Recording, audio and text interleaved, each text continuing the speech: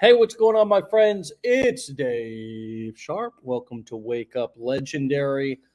And you guessed it, we did it again. We have yet another amazing guest on the show this morning. How does it happen? Only you can answer that. Only you guys can answer that question because you're so amazing.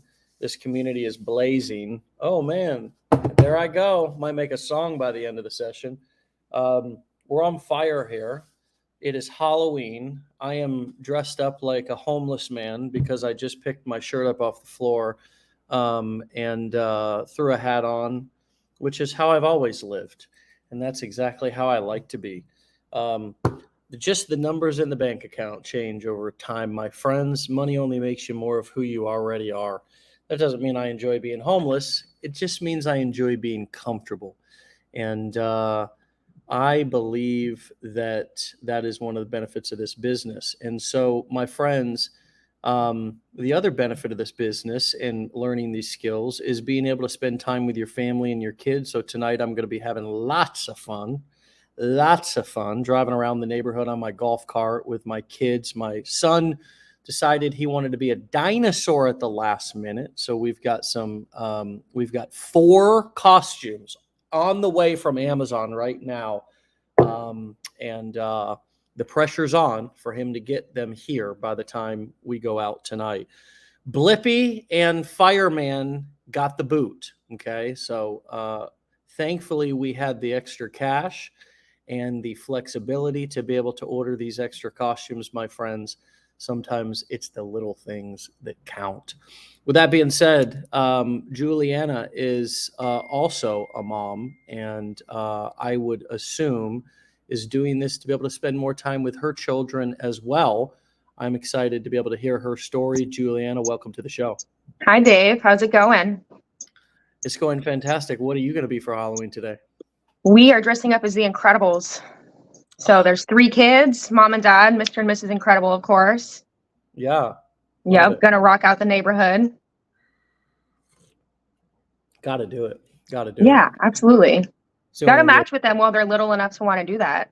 Yeah, exactly. And while you've got your little sidekicks there that you can you can enhance your outfit as well. It's always nice to be able to enhance your outfit. Yeah. With the little ones. So what ages are your children? So I have 3 kids. I have a stepdaughter, she's 7. And then I have 2 babies. My son is 19 months, so just a little bit over a year and a half. And my daughter, she's almost 5 months old.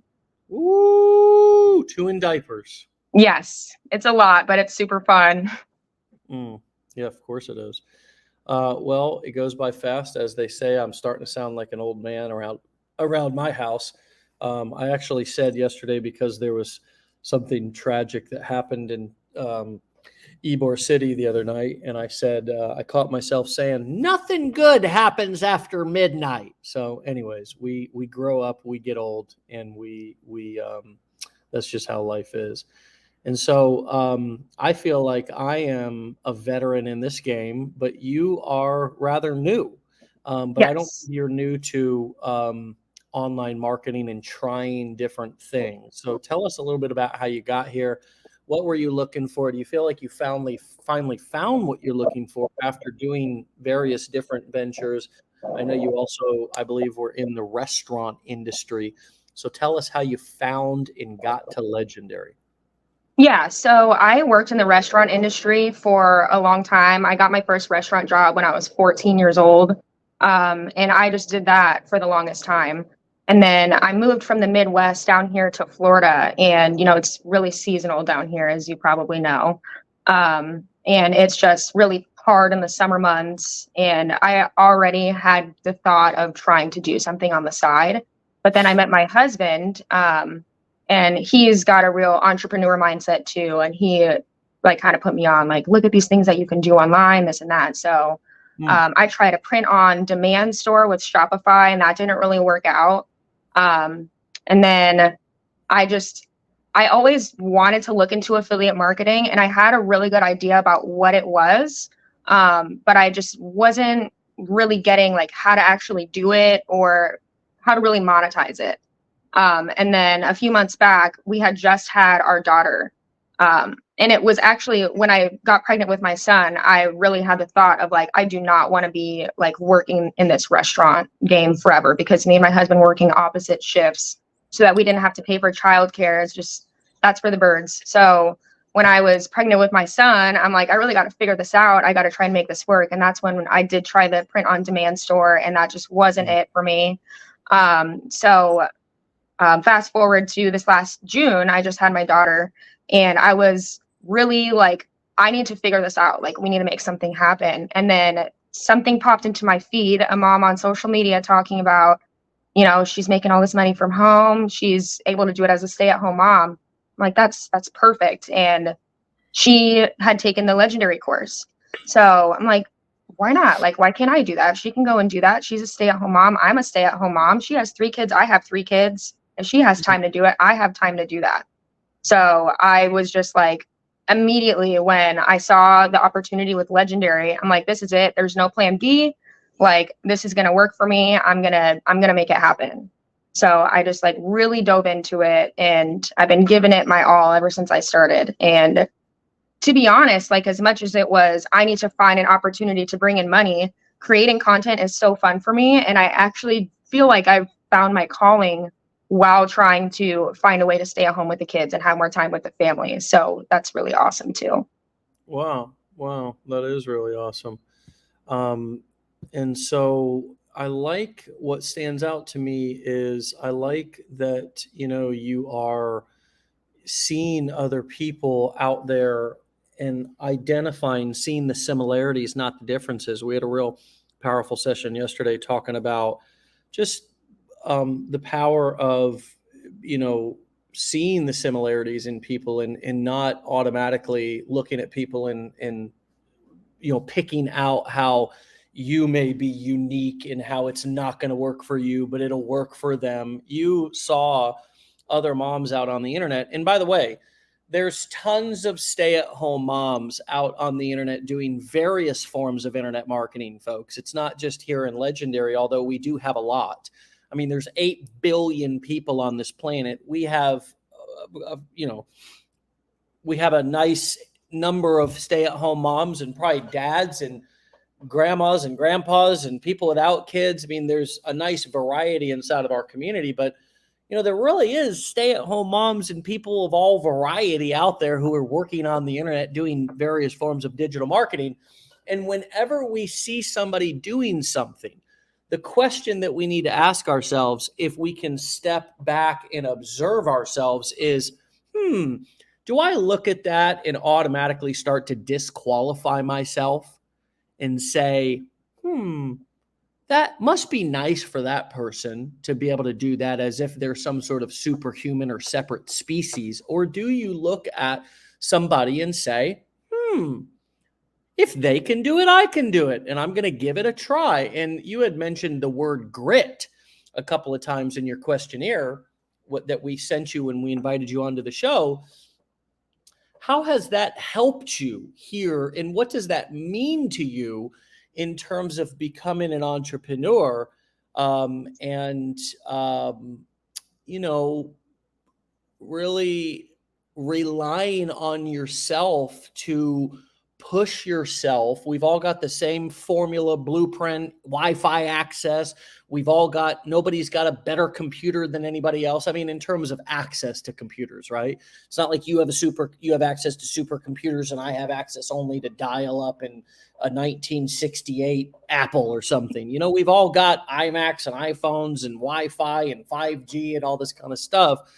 So how are you being gritty and how does that play into you also looking at that stay-at-home mom and saying, if she can do it, I can do it. I'm going to try. Yeah. So if I didn't have that sense of grit, I would have given up a long time ago.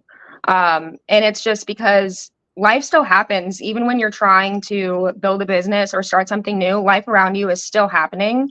And when I started this, we were in a really, really bad financial situation. Which, side note, don't wait until your financial situation's an emergency to start trying to change your life, because that just makes it harder. Yeah, you need to take action when you're realizing like what you're doing isn't sustainable, because when I started this, like most of my credit cards are almost maxed out. We're buying groceries on credit cards. We're late on bills, deciding like, am I going to get gas with the next paycheck or what's going on? So a couple weeks after I started, I got a knee injury, and then my phone broke. I lost a bunch of my batch content. That sucked. That could have been a reason to be like, yeah, I can't do this. My kids get sick all the time. That's what happens with kids. That could have been a reason to be like, yeah, I don't have time for this. I need to not do that. Or, there was a period during this process of me starting this, we were 16 days late on our rent and we almost got evicted. And that could have been a reason of like, I don't have time for this. But in my mind, like that's a reason to be like, I need to keep doing this. I need to keep going. I need to give it my all. I need to pour all of my energy into this so that like this shit doesn't happen again. Like I don't like being late on my bills. I don't like not knowing where bill money is going to come from. And I also don't like telling my kids no because of a lack of funds, and there's certain situations that have happened since I started this that maybe could have been avoided had we had the time for my husband to be home more. But, when he's working 90-hour work weeks to support our family, that's not possible. So it's like, you can look at a tough situation and be like, man, like this sucks. This is too hard. Like, I don't like doing this, this is difficult, but like, how difficult is it compared to staying in the same crappy situation that you've been in for so long? Yeah. And I think that it just, if I didn't have that sense of like, I know this is going to work for me and I don't have a backup plan, and like, that's my reason why this needs to work. If I didn't go into it with that mindset, and if I didn't maintain that mindset, I would have given up. And then it's like, what's going to come around? Like, who's going to come and save me? Who's going to come and save us? That's not how the world works. You have to wake up every day and just tell yourself like, yeah, shit's going to get hard. Anything could happen at any moment. You need to keep moving forward, because the worst that's going to happen is if nothing happens. But if that happens, it's because you gave up. Yeah. And you know what? If you're living in the United States or Canada or any other first world country, my friends, the only thing that you have to do if you really want to get a different perspective is go visit Israel, go visit the Gaza Strip, go visit Ukraine, go visit Russia, go visit Cuba. I've got a friend that is from Cuba, and they're shutting off the power for 8 to 12 hours a day down there on people. People can't keep their food good. It's also about, and this was what our guest yesterday shared as well, that stuck with me, is if I'm not grateful for what I have, then I'm not going to be given more. That's just how the universe works. I want to address and then talk about your niche and how you decided to do what you're doing. There was a comment here by someone who said, "Can I see other stay-at-home moms that don't only, all caps, have links to your course, like other niches besides Make Money Online? Please, ... Well, thank you for your comment, and certainly your caps and all that let us know how passionate you are about your question. It's difficult for us as a company to track people who are having success in different niches. It's not, we can track people who are promoting our products and our courses because we have all the data, right, inside of our company and our admin system to be able to see who's actually having success. So it's not as easy to track people who are promoting other products, just FYI, in terms of inviting successful guests onto the show. The other thing that you need to remember, Amanda, is that, if somebody starts to have success in a certain niche that's outside of Make Money Online, that's outside of promoting legendary marketer courses and products, they may be a little more hesitant to kind of come on and lay out their full business plan here in front of everybody, because people can start to copy things. One other thing to remember for those of you who are looking for examples in different niches is that a lot of people who come through Legendary Marketer are brand new. And so they had a good experience with Legendary Marketer. We never ask anybody to promote any of our products or courses. We don't even mention our affiliate program in our course whatsoever.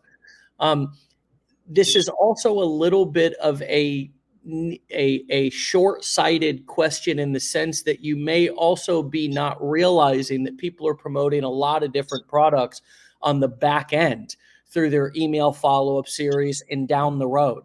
just because somebody may be promoting Legendary Marketer because they had a good experience doesn't mean they're not promoting other products on the back end. The one other thing to note is that because a lot of people are brand spanking new inside of our community, they do start off promoting and talking about something that they're passionate about, which many of our students are passionate about making money and being financially free because they're trying to be financially free themselves. And you tend to talk about what you're passionate about. And so they may start in one niche and then transition to another. So just helping everybody see the bigger picture of what's happening here. This is not just everybody promoting our courses. This is people who are promoting our courses as likely one stream of income inside of their business. And just make sure that you don't shoot yourself in the foot by thinking that that's all that is happening here. With that being said, how did you come to decide that you wanted to be in the online business digital marketing niche? Was it something related to what I just said in terms of you're passionate about this right now? You had a good experience with Legendary. You wanted to share it. A lot of people come into our community and say, I'm having a hard time picking a niche. And, you may have hard time making decision in other areas of your life too. We don't know really who you are. We just see your question that you post on Facebook. And so how did you make a decision about picking your niche? And do you have the mindset that you're not particularly married to this, but it's better to get started than things to be perfect? Right. So you pretty much hit the nail on the head. I am really passionate about telling moms and just parents in general, like you can change your financial situation, especially because I did spend so long doing personal research on affiliate marketing. Like probably 2 solid years I spent going back and forth. How do I do this? How can I create these systems? And you summarize it in 15 days for me. So that was really like, you can come and learn this, and then you can apply it to so many areas. So I'm going to start, I've started in the Make Money Online niche. I do also promote several other companies within the Make Money Online niche. But I will eventually transition into other areas too. Like the parenting niche, maybe create, content around childcare or, cooking for toddlers, things like that. It's a really good stepping stone for me right now, though, to be in the Make Money Online niche, because right now that is what I am passionate about. Is I found the thing that's going to change my life, and I can show that to other people too. Yeah, it's easy for you to talk about, and it's easy for you to serve the customer that you were just 4 to 6 to 12 months ago. Exactly. Right? Yeah. And that's one of the things that should be a great starting place for your brain, no matter what niche you're going into, my friends, is that it's so powerful, and you have an advantage if you have experience struggling with the problem that you now have an answer to. And you get to talk to the person that you used to be. That is your target customer. That exactly is who you're going to have the most success marketing to, is the person that you used to be, because you're able to talk to that person intimately and know what their problems are, know what their struggles are. And so as you were going through our education and then getting started, what were some of the limiting beliefs that came up for you, Julian? I mean, obviously you're young, you're a mom, you've tried other things, you were in the restaurant industry. I mean, I obviously don't know what your childhood was like, and we don't need to go into every detail, but tell us, what were some of the things that popped up, and what are some of the things that you're still overcoming, and how are you using things like grit and new, more positive, empowering self-talk to overcome those limiting beliefs? So definitely coming into the online space, and when you're brand new and you're unsure of what to do when it comes to creating content and stuff, it's easy to get overwhelmed and maybe have a touch of imposter syndrome. Like, oh, XYZ people are doing this better than I am. How could I make myself stand out? Like, why would somebody come and visit my page instead of somebody who's already established? But at the end of the day, I've had to talk myself through this so many times, is like, you need to make content that is showing exactly who you are, and that's what's going to set you apart. So when I'm making videos, I'm thinking of different versions of myself that I'm talking to, whether it's the version of hating going to my 9 to 5, hating leaving my kids, or hating watching my husband be gone all day and not spending time with the kids. and speaking to myself, and somebody's going to visit your page and decide to follow you because they like you. So just kind of overcoming that comparison, because it's really, it gets so easy to compare yourself to others, but there's not a replica of you. And that's, I have to remind myself of that still all the time. So that's probably the biggest thing that I've had to overcome, is like, why would somebody come and look at my page? Yeah. And somebody just asked this question, how somebody said, my question would be, do we start making content before we make money? And how do we stay authentic promoting make money online and selling make money online courses, or the course? I don't know if you're talking about our course or what, if we hadn't made anything yet. And you're going to run into this challenge in any damn niche that you go into.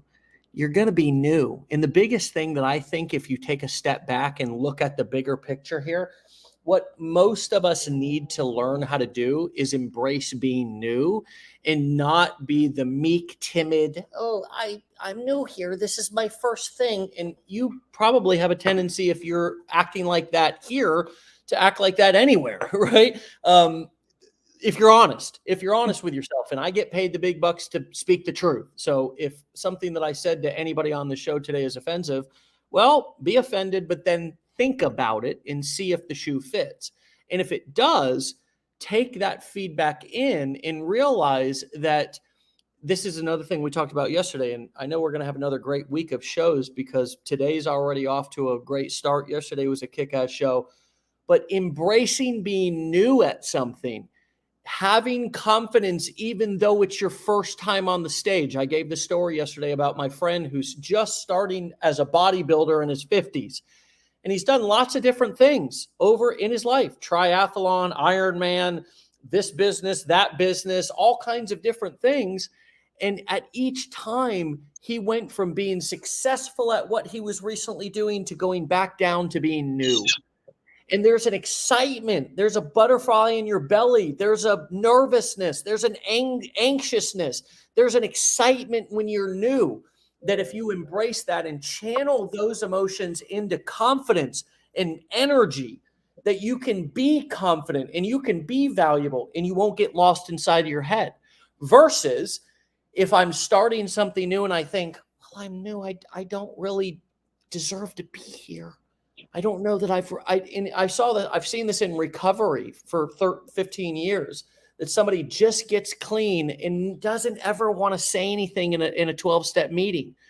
And I'll tell you what, I've learned just as much or more from the junkie coming in off the streets than I am from the guy who's got 20 years, because that person might remind me that it ain't gotten any better out there. Mm-hmm. I'm so glad you brought that up, because that's so true. That's so true. I'm in recovery too, Dave. I'm 4 years clean in January, and you do have to embrace being new. And when you hit a certain point where it's like, I have no idea what I'm doing, I need to find a way to build this up. That's the case with any new addict who's fresh into recovery, day one, right? That's the case with somebody who wants to become a bodybuilder. I want to exercise. I want to make my body my temple. I want to become strong. They didn't start as a bodybuilder, and nobody started with 4 years clean, and nobody started making perfect content every single day. And even the people who you see, who you think make perfect content every single day, probably still sit and think like, how can I make myself better today? And they're not perfect either. They're still human beings. So and every time you're starting something new, you just have to remind yourself, like, I'm stepping into a new territory of how I can make myself be better. You're leveling yourself up. And every time you have the confidence to do something, even though you think you're going to suck at it, like, the self-confidence that comes from that is unmatched to anything. And it just grows over time. Yeah. And I think your handle is a great example of that. The digital powerhouse. Now, certainly you created that handle with 0 followers, because you have to create a handle when you get started, and you've got how many followers? 0. The big goose egg. And so picking a handle, it's like, you could have very easily said newbie Juliana, or, which is ridiculous, and you would never do that. But you get the point. It's like you're speaking into existence what you want, I can remember launching a campaign back in 2011, and I shot a bunch of videos for my funnel and my website as if I already had, 15,000 people going through it and listening to my videos. And that's how I create every video and every piece of content that I ever create now today. As if even if it's a brand new campaign or something that I'm brand new, I create the video and I speak as if I'm already 3 years into it, mega successful, multi-million-dollar producer, whatever it is, got tens of thousands of people listening to my content. Because that's when people fall on my content, I don't want them to get there and go, is anybody else here or am I the only one? I want them to feel like, because that's the power of the internet. That's the power of the internet, is that somebody who pulls up on your video on your TikTok page does not know, or sees your video in your timeline does not know. This is the thing that I wish everybody and hope everybody can realize this morning. Does not know that you're on day 3 of does not know that you've made no money, does not know until you tell them, usually not with your words, but with your vibrations, your energy. Yes. Now, exactly. Come right out and say, yeah, I'm new here, and I probably don't deserve you to be, listening to me. And why would you do that? No, Right? walk in there and own the place. If you're worried about creating content when you're new, like obviously, like don't talk about money you haven't made if you're new. But even when you have made money, I don't necessarily think the best go-to is to just like talk about all the money you've made, because then you're not really like speaking to people's pain points at that point either. Right. Like when I'm making content, I'm trying to be using 3 E's: educational, empathetic, or entertaining. And it's like, am I touching somebody's pain points in my videos? And is this funny? Like, is this funny and relevant to my niche? And is it educational to what it is that I'm talking about? And those are like really evergreen content styles that you should be using, even if you're making $1 million from affiliate marketing. So if you're worried about what to make, just think like, what's your niche, right? If your niche is health and wellness, your niche is fitness, right? And you have not worked out a single day in your life, but you want to be in the health and wellness niche, that's fine. Take a video of yourself doing your first exercise and be like, follow me on my journey to see me get super shredded a year from now and see like the exercises that I do to get there. Hear me talk about the mindset mantras that I tell myself every day to keep myself motivated to keep exercising. It's not about how much money you made. It's about what you're doing to change your life. And yeah, of course, like money comes with that. And you're starting to go into an online venture to make money. But if all you end up talking about is the money that you made, you're going to get lost with people who need to make that money because they're not relating to that anyway. You want to relate to people who need to do that. And you can't do that. They'll be like, oh, I made, however much, whatever. And I'm not saying that's bad to do here and there, to be like, this is what is possible. But you should be trying to tell them, like, this is why this is a great opportunity. And this is why I'm doing it. And this is what it is. This is what it embodies. So I think it's really easy to overthink content, but just picture yourself talking to the version of yourself that felt so desperate and like needing to change their life, and just talk to that person. I think about that every single time I make a video. And if I make a video and I watch it and I'm like, is this serving the version of me who was struggling and desperate and like really having a hard time? Because if it's not, I'm not going to post it. Totally. A great example of that is DJ Khaled. Now, yes. I want you to think about this for a second. This guy is morbidly obese. He just is. It's just a fact. Just look at him. But he has got one of the biggest contracts and is one of the biggest brand ambassadors for the GOAT of all time, Michael effing Jordan, folks. The most athletic man in the history of men. Now, fight me on that. Argue on me about that. I'm an MJ fan. I might have some LeBron fans up in the house. I might this, that, Michael Johnson, whoever you want to. Jordan? What is the GOAT? And I grew up watching him. Okay. Everybody, including myself, wanted to be Michael Jordan in the 90s. He's the most athletic man in history. DJ Khaled is morbidly obese. Okay. And I love DJ Khaled. I really do. But why does DJ Khaled get paid millions of dollars and be able to put his name on Jordans and have a store in Miami with Jordans? Because of his confidence and his charisma. It's because of his ability to be able to market himself.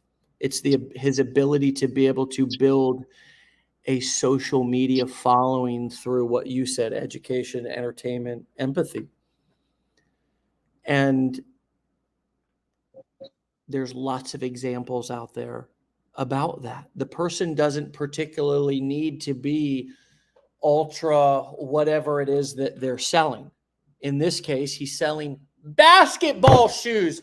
The man probably can't even jump 6 inches off the ground.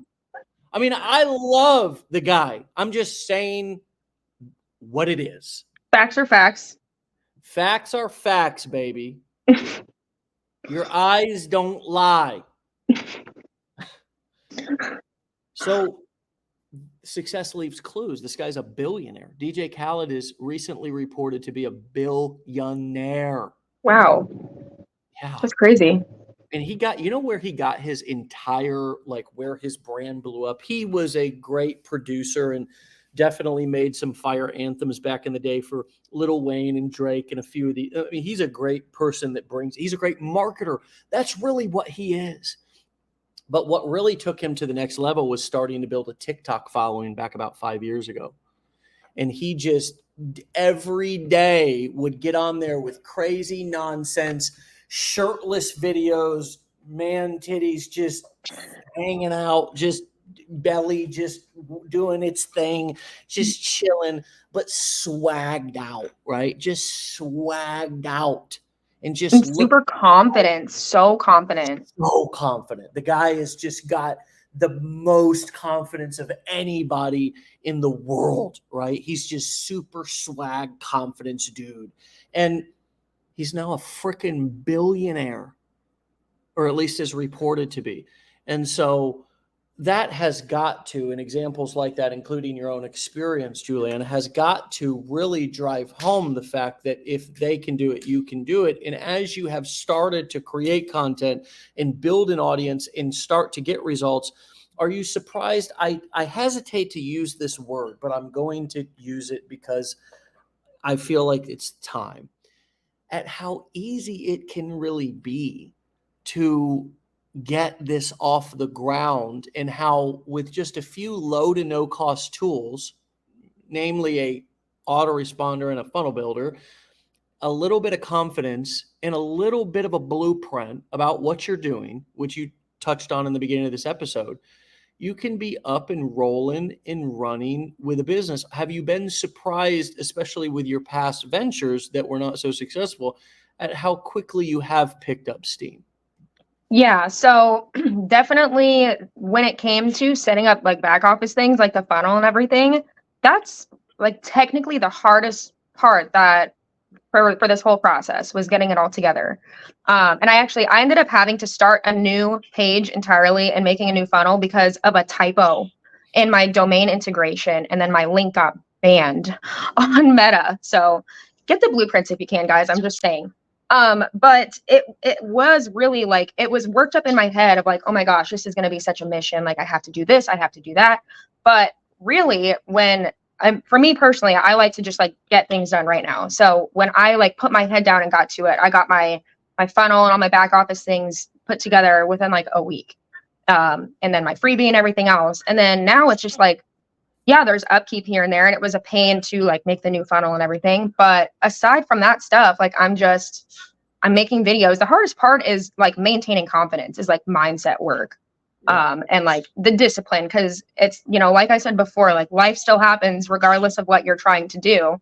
But the biggest thing is like, just when you're having a hard day, it's hard sometimes to want to show up and do things, but it's still a lot easier than like going to a 9 to 5. It's way easier than going to a 9 to 5. When I was working at my 9 to 5, I was working like 5 to 6 days a week.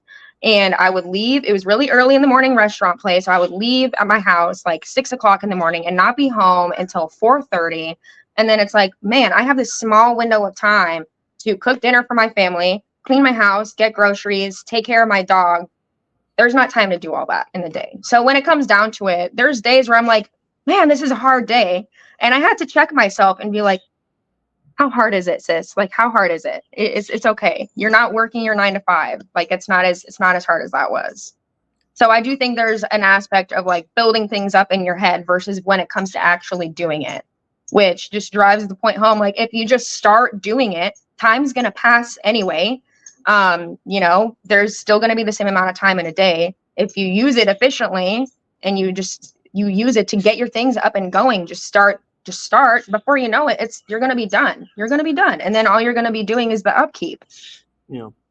So well put, so well said, especially about the part of working hard and nearly overworking ourselves to death to avoid a little bit of emotional pain.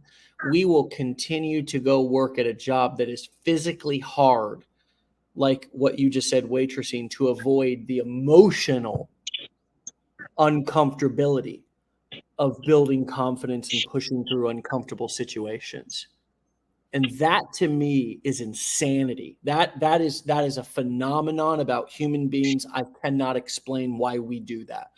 But we will stay in a shitty ass, hard, nasty, low paying, toxic ass job for years to avoid a little bit of emotional discomfort. And that's all it is, because friends, you sitting in your house shooting, videos on your phone is the physically easiest thing you will ever do in your life. Physically the easiest. You don't even have to get dressed barely. You don't even have to take a shower. You can just record yourself doing day-to-day stuff. Right. And that's it. In many cases, if you look at a lot of marketers' content that's hitting and working really well right now, you don't even have to talk. But we will get up early, rush and run out the house without breakfast, sit in traffic, walk in and be late and be reprimanded, work 8 to 9 hours in a building that we would do anything not to be there. Doing work we would do anything almost anything not to be doing. Being treated and talked down, waitressing. I've never been a waiter, but it's one of the most thankless jobs in the world, and also one of the most hardest jobs because you're on your feet all day. You're carrying. Mm-hmm. Give me a break. It's unbelievable. Yeah, it's a lot. I think if there's people who don't have respect for the restaurant industry, it's maybe because they haven't worked in the restaurant industry. But you learn a lot of valuable skills. You learn sales, you learn communications, you learn how to be personable with people. Honestly, you can take a restaurant history and probably qualify for more jobs than you think with that on your resume. Some of the best. But you're right though. People would go to work and do anything to get out of it, and you need to remember that when you get home and the day is over and you're like, I want to sit down and watch a movie or whatever you want to do. It's like, all right, how about you think back to when you were at work earlier and the fact that you would do anything to not be at work and start doing that thing, because that thing is this. You just have to get uncomfortable a little bit. And it's like you say, like making videos is easy. The mindset work is hard sometimes, but that mindset work transfers over to other areas of your life. And I can tell you, since I've been really working on my mindset, I've been a better mom, I've been a better wife, I've been a better friend. It's transferable everywhere. And people would, it's the quote, people would rather stay in an unfamiliar hell than stay in a familiar hell than move to an unfamiliar heaven. And that's, you gotta, you got to just want more for yourself. And I think a lot of people do want more for themselves, but it doesn't take as much as you're thinking. It gets so built up in your head about all these things you have to do. But if you just check one thing off your list every day, or even half a thing off your list every day, you're moving one step closer to your destination. And I think that's a lot more than people give that credit for. And people see wins as like, oh, how much money I'm making. But no, every follower you get is a win. Every lead that you get is a win. Every video that you post is a win. So it's just also about like celebrating the small things along the way, because it's easy to get discouraged in the beginning when you're like, okay, I did do the thing, I did do the work, and I'm not seeing immediate results, but you're seeing more results than you think you are. And then before you know it, you're just like, it's like a ladder effect. You're moving closer and closer to that thing that you want, but you have to show up, and you just have to do it, man. You just have to get up and do it. Yeah. Very well said. Mark said, I purchased this course 3 months ago and haven't made it past the 3rd day of training. I keep waiting for the right time for me to start and do the work. I'm just now realizing that this stuff is just like having kids. The time will never be right. You just need to make the mental commitment and do it now. I'm recommitting to finishing this course this week before Friday. Good for you, Mark. And well That's said. awesome. Well said. Right? There is no perfect time. And being a mother yourself, Juliana, you have to get in where you fed in, right? I mean, I'm sure that there's been a million times where you've been ready to record and your kid busts in, starts crying, poops his pants, whatever it is. And it's like, damn it. I mean, I can remember last night, I had just finished dinner and my son needed to go poop, right? And it's like, so I went and did that. And then I came back, sat down, was like, I'm going to sit down, watch a little of the sunset. He says, I need to go poop again. I said, here we go.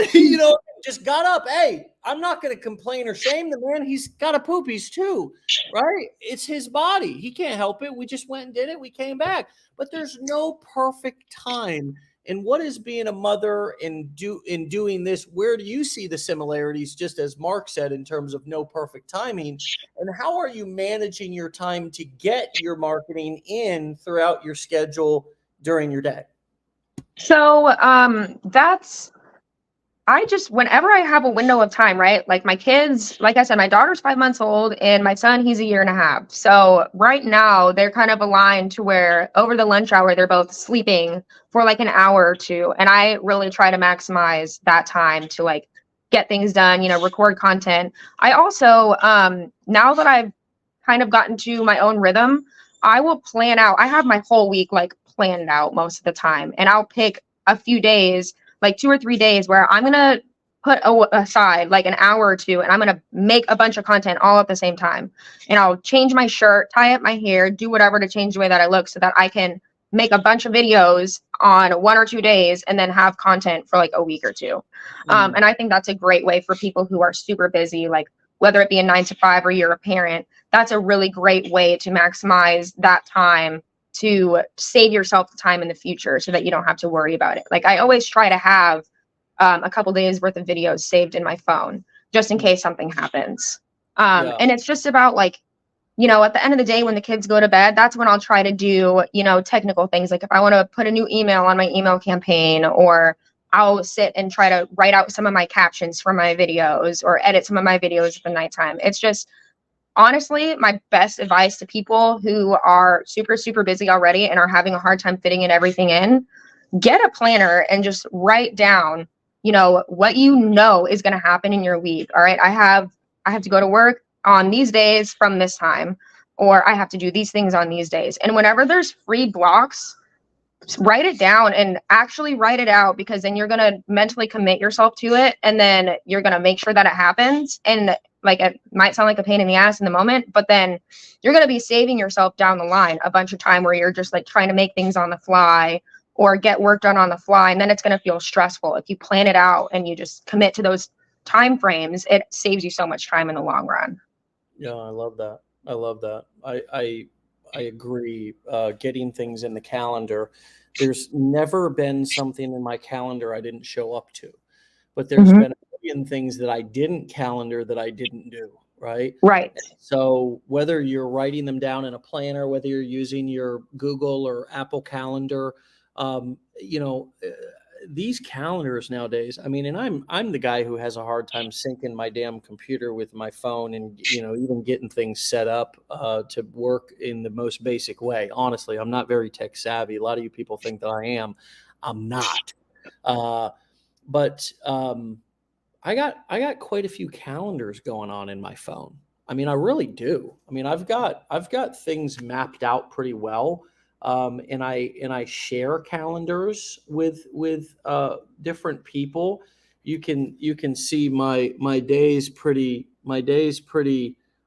You know, I've got things going on here. You know, I mean, and it's just it's helpful. It's really helpful to be able to see them, to be able to look at them the day ahead of time and see what you have going on the next day. Um, it's just, you can color code things. Again, some of you may be old school and want to write it down. That can be just as powerful or more. If you struggle like me, you know, being tech savvy and working with some of these calendars or getting used to a new habit, fit what you need to do that you know is important into your already effective habit. Some of you have a hell of a time getting started with things, but you're great planners and organizers, and you organize yourself to basically analysis paralysis, because you're getting ready to get ready so much. Everything's got to be organized and perfect. Well, just do a little less organizing and a little more action. That means that you can plan your action, as you suggested, Julian, and that's just such a beautiful point. What have you learned about yourself in this process? You mentioned a moment ago that you're in recovery, 4 years sober. Congratulations. That's had to teach you so much about who you are and what you're made out of. What is this process? What is this journey? Remind us how long you've been at this and what your timeline is, and tell us, what have you learned about you during this process? So I finished the challenge right at the end of July. So, because that's when I started posting. I posted like as soon as I was done with the challenge, end of July. I learned about myself. I already kind of knew this, but I'm stubborn. I'm super stubborn, but that's a good thing because it's keeping me going. I have a lot more tenacity than I thought I did. And that's, I'm learning things about myself that maybe I could work on, like not being patient with my process, or just the confidence that I talked about before. But I've also learned that I can be really resilient in situations that suck, because like I said, like there's just been, since I started, enough personal situations that are not ideal, not easy. And each time I've had the thought, like, I just need to give up on this, it's like a split-second thing. And I'm like, no, like, F that. No, I started this for a reason. This is why I started this. And it's just made me realize, it's reinforced a lot of confidence in how, when I put my mind to something, like I just get after it. I got to get up and get after it. And I think a lot of that does stem from being in recovery, because, Dave, when you're in a situation as bad as like the trenches of addiction, it's really hard to find hope in a situation. And then when you're able to pull yourself out of something like that, you kind of feel like you can do that in any situation. So it just has reinforced, because, you get into this period of time in sobriety where you kind of forget that struggle, almost not forget, but it just kind of gets pushed back with the other things that are happening in your day-to-day life. So, the things that have happened since this started have just kind of reinforced that, like, I am a badass. Like, I do got this, I am confident. I can bounce back. And it's made me have a better relationship with myself. Yeah, I think sobriety taught me that I could stick with something. I could follow through and do something and not quit on myself. And there's been various times throughout life where you fall down, and even in recovery, if you were to relapse or slip. But the biggest lesson, even in a relapse, would be to pick yourself back up and dust yourself off, and know that you can get back, on the train, and that you don't have to give up just because you had a bad day, bad week, bad month, bad year, etc. So although we have dealt with addiction and overcome that, at least just for today, you know, those of you who are listening have also survived. Now, maybe it's not drug addiction, but probably a host of other things that maybe I have not. You have likely survived various forms of trauma, various forms of letdown, disappointment, losing people. You know, and I mean, like this year was my first real taste of almost losing somebody, with my father being in the hospital for 77 days with open heart surgery complications. And I mean, talk about, you know, thankfully he's still around and made it through that. But some of you have lost people that are near and dear, and you're still here. And others have overcome and dealt with abusive relationships. In other words, you're survivors and you're still here. And it's really, this is no different than other things, as you said, that you've done and overcome in the past.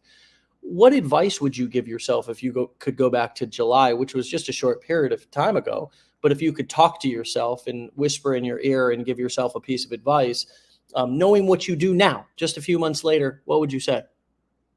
The struggles are worth it. There's going to be hard days. There's going to be times where you are frustrated. It's worth it. It's totally worth it. Even if you make $0, it's worth it. The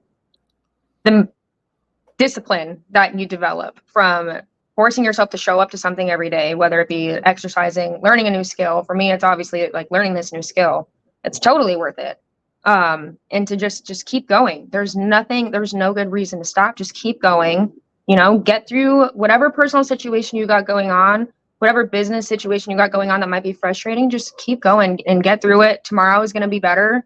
You're going to get better at this. Your skills are going to get better, and it's going to be fun. And just try to enjoy it. You know, try to enjoy your process, even when it seems not very enjoyable in the moment. If you're having a difficult day, try to appreciate that too, so that, you know, you just wake up tomorrow with a good mindset and just let's get at it again. That's what I would tell myself. Beautiful. If you feel frustrated, you feel like you don't know what you're doing, it's because you don't. But in a couple weeks, you might. Yeah, and you'll look back on that time, right, and say, it's hard to even remember when I didn't know what I was doing, right? I mean, think about, you know, your first day or week as a mother, opposed to probably how you do it in your sleep now. Oh my gosh, yeah. You know what I mean? Like when you bring a baby home from the hospital, it's like, oh my God, I'm going to break it, you know? And then, you know, within a couple of months, you're slinging it around, you know, I mean, you realize, you know, they're very flexible. You know, you kind of hand them around, hand them to different family members, and they're like, oh, it's not going to blow up. And you're like, give me the damn thing. You know, it's every human goes through that. And, it's just about trusting yourself and trusting the process, that you are not so unique that it's going to be only you that can't do it. You know, we all have those same feelings at the beginning of this, and you've really articulated them beautifully today. Wonderfully inspirational, Juliana. Keep up the great work. Come back and see me. Keep me posted on your journey on a follow-up episode on the show if you would. And absolutely. Keep up the fantastic work, my friend. Thank you. Another quick thing I would just want to put out to everybody is just like, don't compare yourself to anybody else. Just that's it. Just don't do that. It gets hard to not do that, but don't do it. The only person you're in competition with is who you were yesterday.